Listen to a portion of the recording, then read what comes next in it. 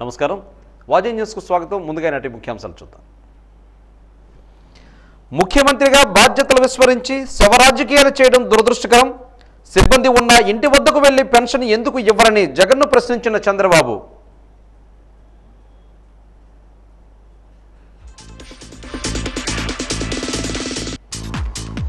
పోలింగ్లో micro అబ్జర్వర్దే కీలక పాత్ర.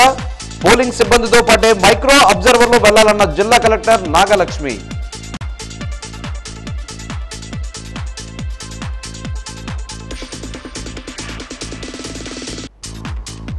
మాన్సాస్ వివాదంపై పెదవి విప్పిన అశోక్ గజపతిరాజు. చిన్నారుల నోటి వద్ద కూడు లాగేశారని ఆగ్రహం.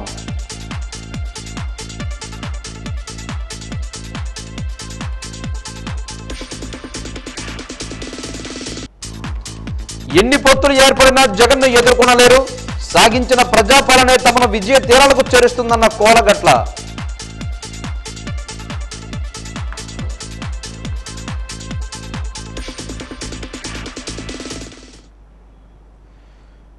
జగన్మోహన్ రెడ్డి ముఖ్యమంత్రిగా బాధ్యతలను విస్మరించి జవాబుదారీతనంతో పనిచేయాల్సిన వ్యక్తి శవరాజకీయాలు చేసే పరిస్థితికి వచ్చారని, వైఎస్ఆర్ పార్టీ కుట్రలు కుతంత్రాలతో అధికారులు కూడా భాగస్వామ్యం కావడం దురదృష్టకరమని తెలుగుదేశం పార్టీ అధినేత చంద్రబాబు పేర్కొన్నారు. పెన్షన్ల నగదును బ్యాంకు ఖాతాలలో జమ చేస్తామని చెబుతున్నారని, మండుతున్న వేసవిలో వృద్ధులు బ్యాంకులకు చుట్టూ తిప్పడం ఎంతవరకు సబబు అని ప్రశ్నించారు. కర్నూలు జిల్లా గూడూరులో ఏర్పాటు చేసిన విలేకరుల సమావేశంలో చంద్రబాబు మాట్లాడుతూ లబ్ధిదారులకు ఇంటి వద్దనే పెన్షన్ ఇవ్వాలని తాము గట్టిగానే డిమాండ్ చేశామని గుర్తు చేశారు. ప్రభుత్వ సిబ్బంది ఉన్నప్పటికీ ఇంటింటికి వెళ్లి పెన్షన్ ఎందుకు ఇవ్వలేకపోతున్నారని నిలదీశారు. ఎన్నికల అధికారులు చెప్పినప్పటికీ రాష్ట్ర అధికారులు వినే స్థితిలో లేరని ఆరోపించారు. అధికారులు కుంటి సాకులతో తప్పించుకునే ప్రయత్నాలు చేస్తున్నారని ఆక్షేపించారు.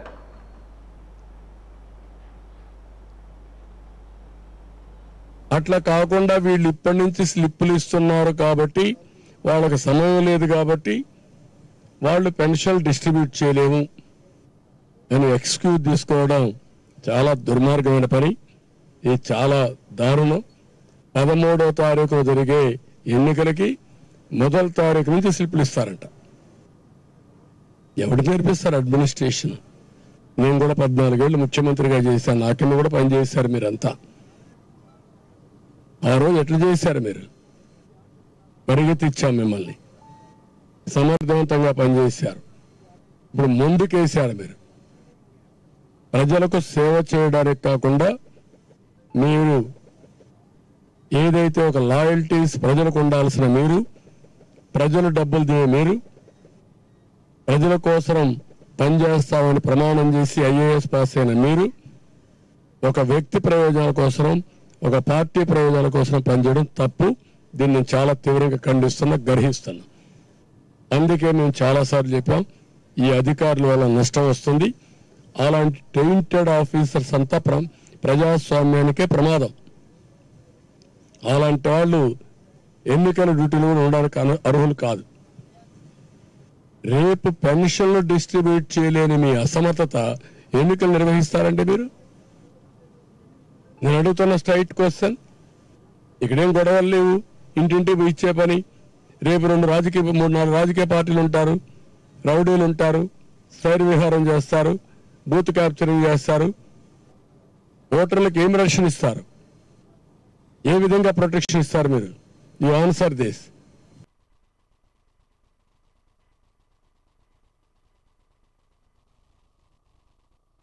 ప్రజల భూములను దోచుకోవడానికి ల్యాండ్ టైటిలింగ్ యాక్ట్ తెచ్చారని టీడీపీ జాతీయ అధికార ప్రతినిధి జీవీ రెడ్డి ఆగ్రహం వ్యక్తం చేశారు. ఎన్టీఆర్ భవన్లో ఏర్పాటు చేసిన విలేకరుల సమావేశంలో మాట్లాడుతూ భూమి హక్కు చట్టం గురించి రాష్ట్ర వ్యాప్తంగా చర్చ నడుస్తుందని, ఈ చట్టం ప్రకారం ప్రజలకు సంబంధించిన స్థిరాస్తుల నియంత్రణను ప్రభుత్వం తన కంట్రోల్లోకి తీసుకుపోతుందని, భూములకు సంబంధించిన వివాదాలు తలెత్తితే సివిల్ కోర్టులకు వెళ్లకుండా టైటిల్ రిజిస్ట్రేషన్ ఆఫీసర్ ద్వారానే ముందుకు వెళ్లాలని చెబుతున్నారని, ప్రజల భూములను దోచుకోవడానికే ల్యాండ్ టైటిలింగ్ యాక్ట్ తెచ్చారని ఆగ్రహం వ్యక్తం చేశారు.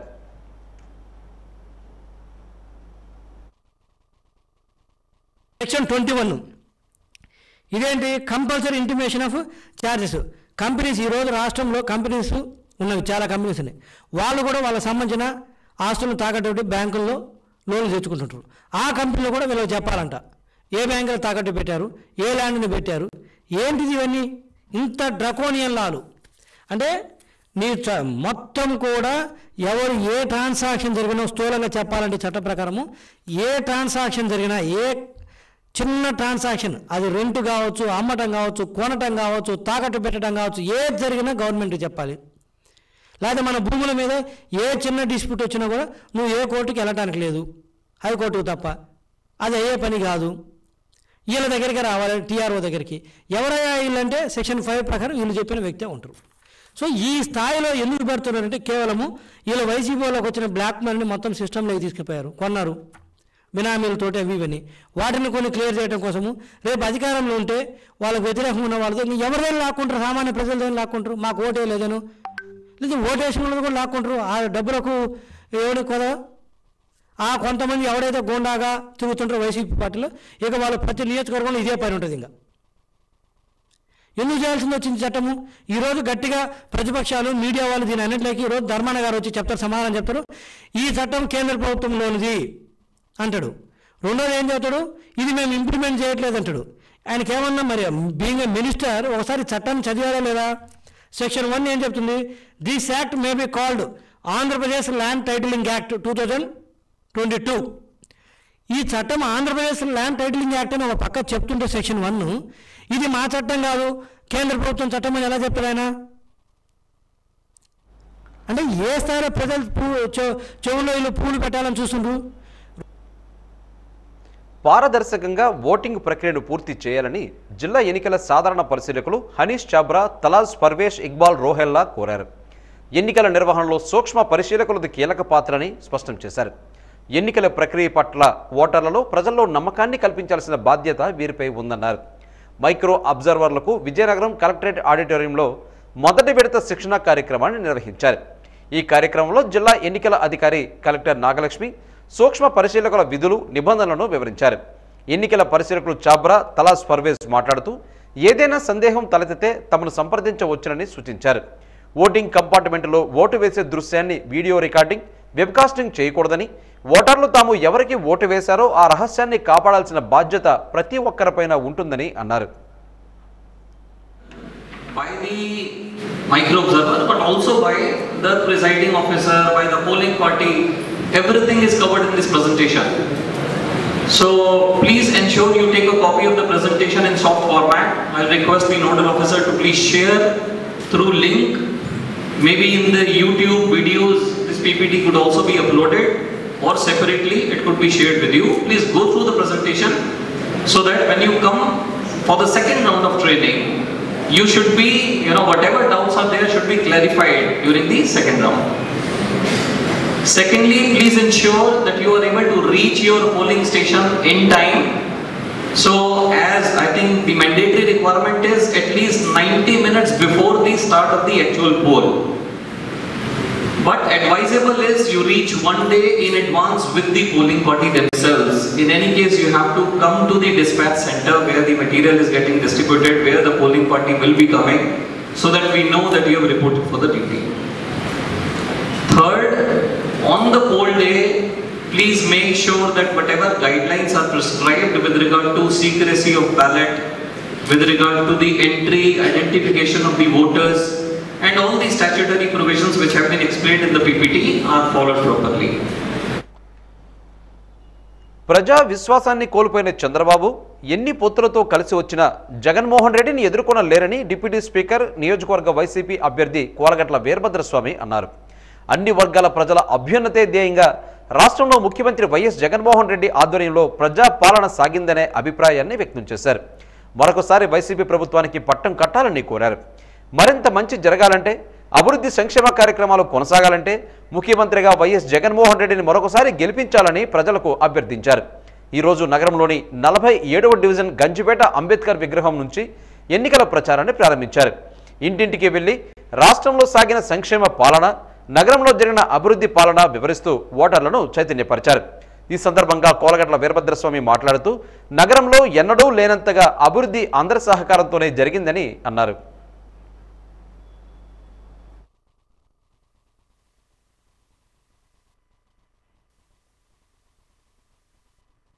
పరిశీలన చేసుకోవాలి.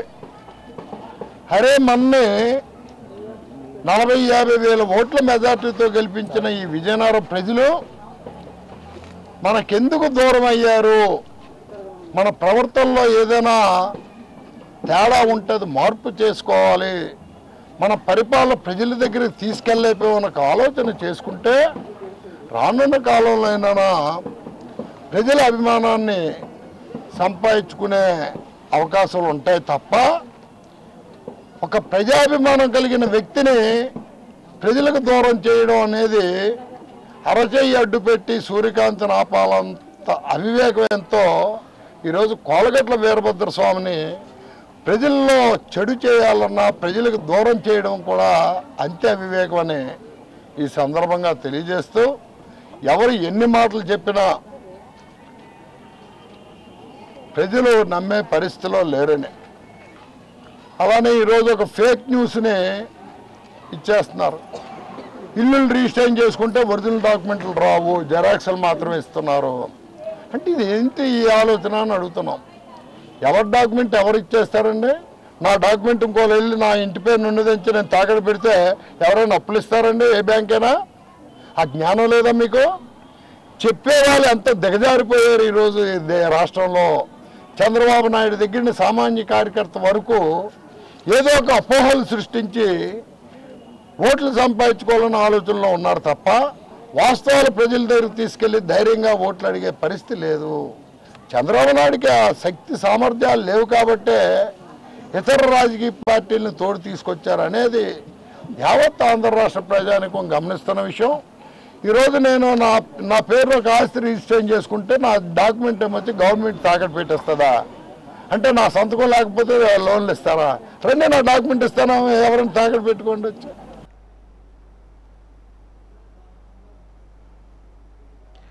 అశోక్ గజపతిరాజు మాన్సాస్ వ్యవహారంపై పెదవి విప్పారు. ఎన్నికల ప్రచారంలో భాగంగా మాన్సాస్ వివాదంపై వ్యాఖ్యలు చేశారు. తనను తప్పించి సింహాచలం దేవస్థానం ట్రస్ట్ ద్వారా పేద విద్యార్థులకు పెడుతున్న భోజనాన్ని వారికి దూరం చేశారని దుయ్యబట్టారు. ఎప్పుడూ లేనంతగా ప్రతిపక్ష నాయకులపై ఏకవచనాలతో ఎగిరిపడ్డారు. స్థానిక ఎమ్మెల్యే నా పార్టీని చూసి కాదు నన్ను చూసి ఓటు వేయండి అని అంటున్నారని, ఆయనను చూసేందుకు అంత అందగాడా అంటూ వ్యంగ్యాస్త్రాలు సంధించారు. ట్రస్టులో సభ్యులుగా చేరిన ఎంపీ, ఈ ఎమ్మెల్యేలు చిన్నారుల నోటి దగ్గర కూడి లాగేశారని, అటువంటి వారు ఈరోజు ఏ మొహం పెట్టుకుని ఓటేయాలని అడుగుతున్నారని ప్రశ్నించారు. అందుబాటులో ఉంటామని చెప్పుకునే నాయకులు విద్యార్థులకు ఎందుకు అందుబాటులో లేరని ప్రశ్నించారు. ప్రజల విజ్ఞానతతో ఓటు వేయాలని, లేకుంటే మన బిడ్డల భవిష్యత్తు నాశనం అవుతుందని పిలుపునిచ్చారు.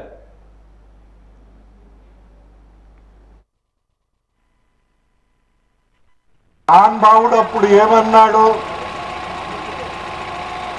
నేను మద్యపానాన్ని నిషేధించకపోతే మళ్ళీ మీకు ఓటు అడగను అన్నారా లేదా? నేనన్నం కాదు.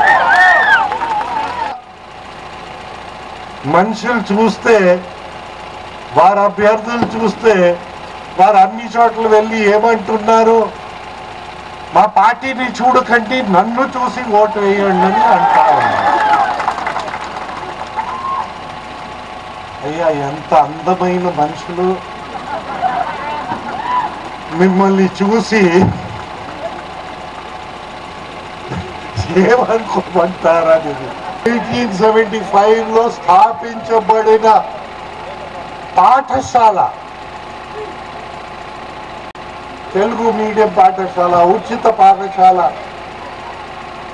ఆ సంస్థ నడిపించిన పాఠశాల. పేద పిల్లలకి ఉచితంగా చదువు చెప్పే దేశంకి ఈడ ట్రస్ట్ బోర్డులో మెంబర్ అయ్యి సంతకం పెడతాడు మూసేయాలని. ఈడు మనకి ఈరోజు సిగ్గు లేకుండా నిలబడి నేను మీ ప్రజాప్రతినిధి అందుబాటులో ఉంటానని ఏ మొహం పెట్టుకుని వెళ్తున్నావయ్యా? ఆ పార్లమెంట్ సభ్యులు ఆడు కూడా సభ్యుడయి అలాంటి సంతకం పెట్టి ఇది చేశారు. ఈ పిట్ట కథలు పోతాయి. ఇంకా గుళ్ళరాల గురించి అది ఎక్కడ కొట్టారో ఎక్కడ తగిలింది తప్ప ఎవరు వెతకక్కర్లేదు. కోడి కత్తుల గురించి ఆలోచించక్కర్లేదు. బాబాయిని సంపడాలు జరగవు. మీ దగ్గర ఇక్కడ కార్యకర్తల్ని తన్నడాలు జరగవు. ఐసీయూ వెళ్ళి నెల ఉండే పరిస్థితి ఉంది. ఇది మన చేతిలో ఉంది. సైకో పోవాలి సైకిల్ రావాలి అనే నినాదంతో బీజేపీ జనసేన తెలుగుదేశం పార్టీల కూటమి అభ్యర్థి అతిథి విజయలక్ష్మి గజపతిరాజు ప్రచారంలో దూసుకుపోతున్నారు. ఈరోజు ఎన్నికల ప్రచారంలో భాగంగా స్థానిక 8వ వార్డులో ఆమె ప్రచారం చేశారు. ఇంటింటికి వెళ్తూ చంద్రబాబు సూపర్ 6 పథకాలను ప్రజలకు వివరిస్తూ ఎమ్మెల్యేగా తనను, ఎంపీగా కలిసెట్టి అప్పలనాయుడిని సైకిల్ గుర్తుపై ఓటు వేసి గెలిపించాలని అభ్యర్థించారు. ఈ సందర్భంగా ఆమె మీడియాతో మాట్లాడుతూ ఈ ప్రభుత్వం పాలన అంతా అస్తవ్యస్తంగా ఉందని ఇప్పటికే ప్రజలు గమనించాలని కోరారు. అరాచకాలు విధ్వంసం తప్ప చేసిందేమీ లేదని ఆరోపించారు. మరలా రాష్ట్రం అభివృద్ధి చెందాలన్నా, సంక్షేమ పథకాలు సక్రమంగా అందాలన్నా చంద్రబాబు ముఖ్యమంత్రి కావాల్సిన అవసరం ఎంతైనా ఉందని అన్నారు.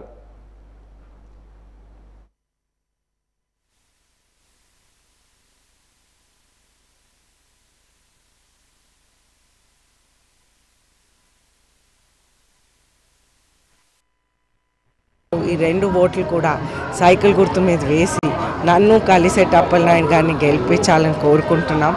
అయితే చాలామంది ఫస్ట్ ఓటర్స్, స్టూడెంట్స్ అలాగున్నారు ఈ వార్డులో.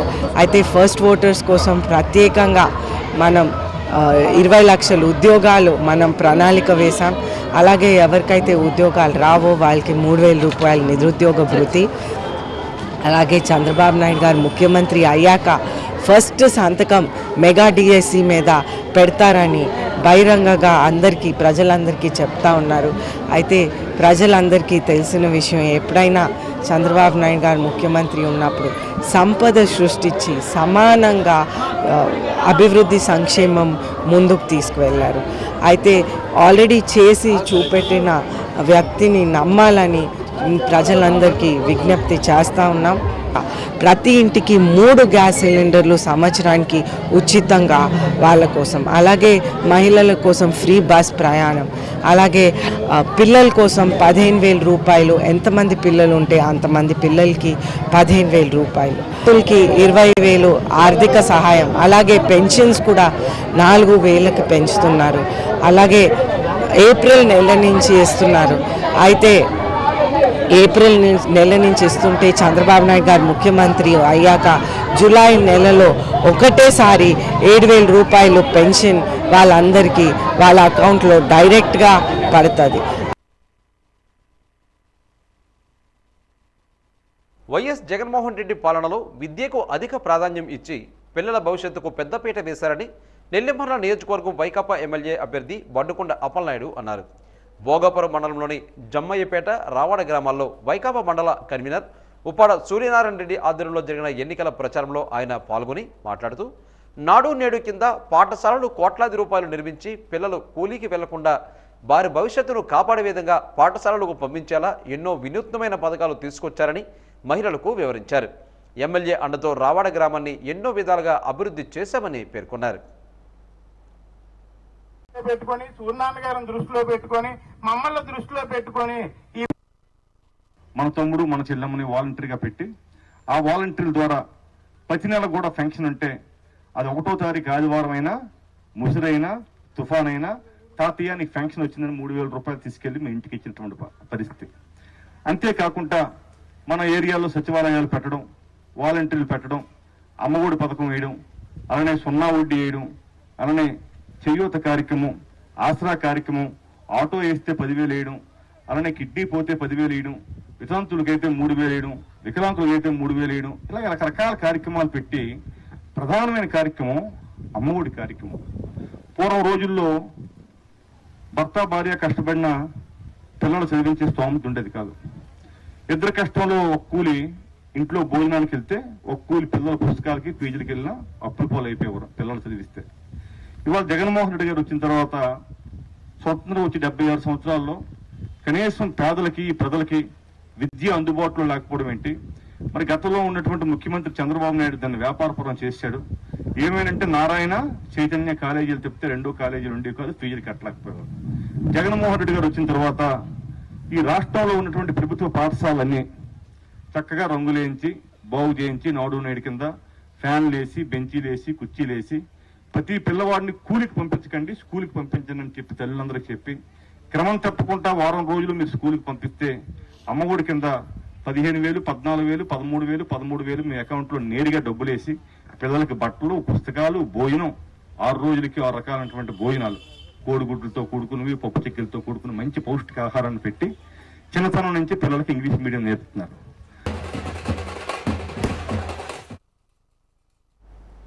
పార్వతీపురం మన్యం జిల్లా పాచిపెంట మండలంలో టీడీపీ ఇంటింట ప్రచారంలో భాగంగా పాచిపెంట మండలం పనుకువలస పంచాయతీ కందిరి వలస, గుంటమామిడి వలస, కోస్టు వలస, చిన్న చీపురు వలస, పెద్ద చీపురు వలస గిరిజన గ్రామాల్లో గుమ్మడి సంధ్యారాణి పర్యటించారు. ఈ సందర్భంగా సంధ్యారాణి మాట్లాడుతూ సైకో పాలన పోయి సైకిల్ పాలన రావాలని పిలుపునిచ్చారు.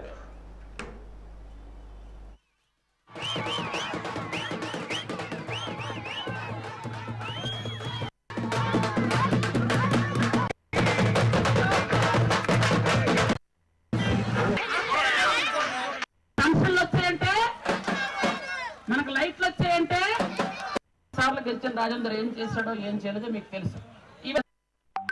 మన చంద్రబాబు నాయుడు గారు రాష్ట్రంలో జరుగుతుంది, మన నియోజకవర్గంలో 4 సార్లు గెలిచిన రాజేందర్ ఏం చేశాడో ఏం చేయలేదో మీకు తెలుసు. ఇవన్నీ వదిలేయండి.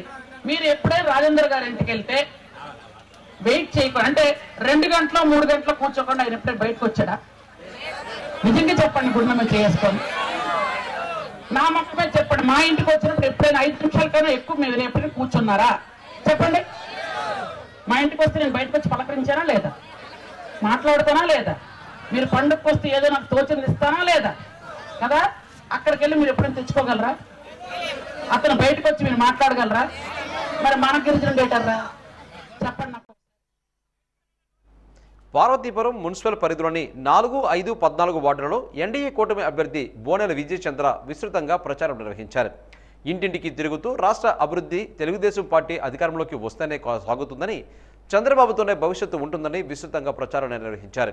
ఎన్నికల ప్రచారంలో మజ్జి కృష్ణమోహన్, మాజీ municipal chairperson Dwarapureddy Sridevi, BJP జిల్లా అధ్యక్షుడు ద్వారపురెడ్డి శ్రీనివాసరావు తదితరులు పాల్గొన్నారు.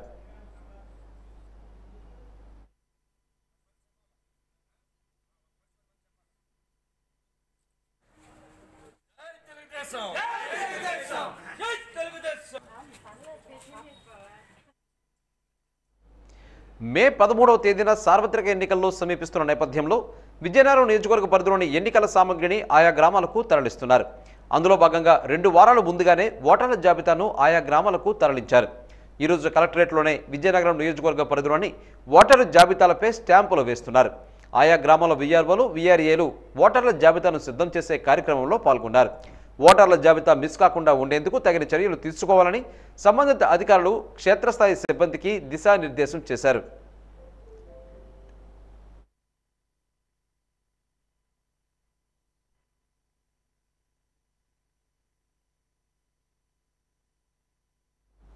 పోలింగ్ తేదీ సమీపిస్తున్న నేపథ్యంలో ప్రధాన పార్టీల ప్రచారాలు జోరందుకుంటున్నాయి. అయితే ఈరోజు 8వ వార్డులో జరిగిన తెలుగుదేశం ఎన్నికల ప్రచారంలో ఓ ఆసక్తికరమైన సంఘటన చోటు చేసుకుంది. అయ్యకోనేరు పశ్చిమగొట్టు వద్దకు తెలుగుదేశం, బీజేపీ, జనసేన ఉమ్మడి అభ్యర్థి అతిథి గజపతిరాజు ప్రచారం చేరుకునేసరికి అదే ప్రాంతానికి ఎదురుగా వైకాపా ప్రచారం రావడంతో అక్కడ ప్రజలు 2 ర్యాలీలను ఆసక్తిగా పరిశీలించారు. అయితే కానుకుర్తివారి వీధిలోకి వైకాపా ర్యాలీ వెళ్ళగా ఆ ర్యాలీ వెనక తెదేపా ర్యాలీ కొనసాగింది. ఇరు పార్టీల కార్యకర్తలు వారి వారి జెండాలను ఊపుతూ ఉత్సాహంగా ప్రచారంలో పాల్గొన్నారు.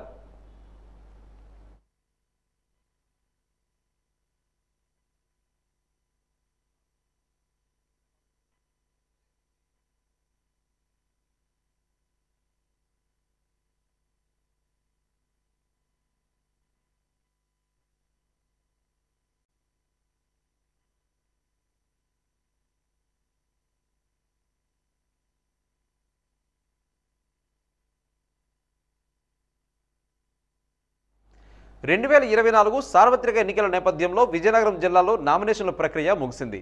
తుది జాబితా విడుదలైంది. ఈ నేపథ్యంలో విజయనగరం పార్లమెంటు, విజయనగరంలో జిల్లాలో గల వివిధ అసెంబ్లీ నియోజకవర్గాల్లో నామినేషన్లపై బాజీ ప్రత్యేక కథనం మీకోసం.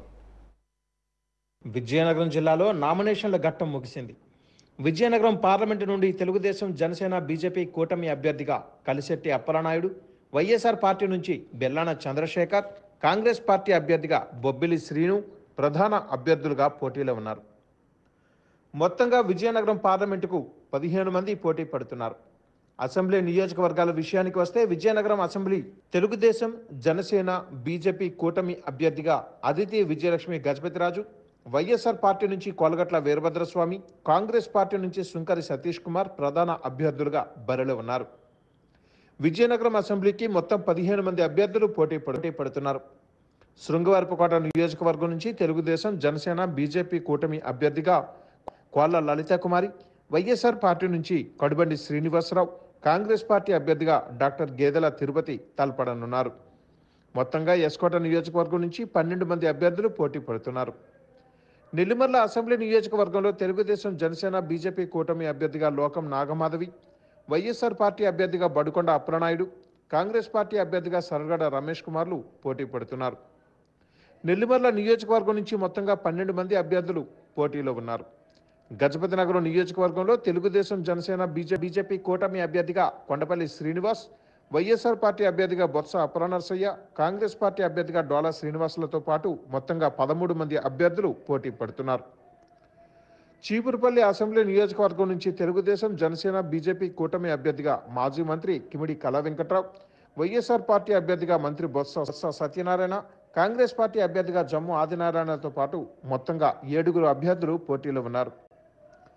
రాజాం నియోజకవర్గం నుంచి తెలుగుదేశం, జనసేన, బీజేపీ కూటమి అభ్యర్థిగా కొండ్రి మురళీమోహన్, వైఎస్ఆర్ పార్టీ నుంచి డాక్టర్ తలే రాజేష్, కాంగ్రెస్ పార్టీ అభ్యర్థిగా కంబాల రాజవర్ధన్తో పాటు మొత్తంగా 10 మంది అభ్యర్థులు పోటీలో ఉన్నారు. బొబ్బిలి అసెంబ్లీ నియోజకవర్గం నుంచి తెలుగుదేశం, జనసేన, బీజేపీ కూటమి అభ్యర్థిగా బేబీ నాయన, వైఎస్ఆర్ పార్టీ అభ్యర్థిగా సంబంగి వెంకట చిన్నప్పలనాయుడు, కాంగ్రెస్ పార్టీ అభ్యర్థిగా ముర్పి విద్యాసాగర్లతో పాటు 8 మంది పోటీలో ఉన్నారు. అసెంబ్లీ విషయానికి వస్తే అత్యధికంగా విజయనగరం నుంచి 15 మంది పోటీ పడుతూ ఉండగా అత్యల్పంగా చీపురుపల్లికి 7 అభ్యర్థులు మాత్రమే పోటీ చేస్తున్నారు.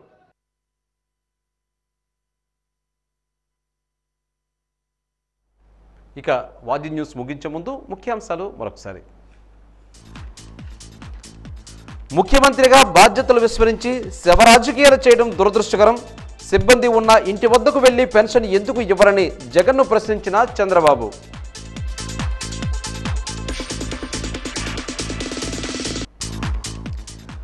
పోలింగ్లో మైక్రో అబ్జర్వర్లదే కీలక పాత్ర. పోలింగ్ సిబ్బందితో పాటే మైక్రో అబ్జర్వర్లు వెళ్లాలన్న జిల్లా కలెక్టర్ నాగలక్ష్మి.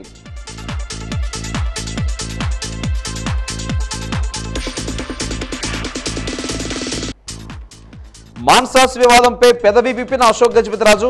చిన్నారుల నోటి వద్ద కూడు లాగేశారని ఆగ్రహం.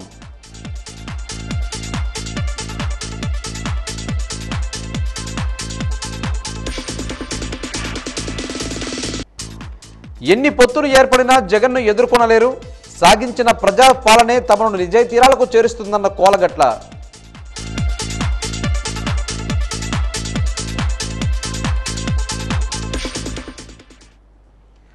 వాజీ న్యూస్ ఇంతటితో సమాప్తం. నమస్కారం.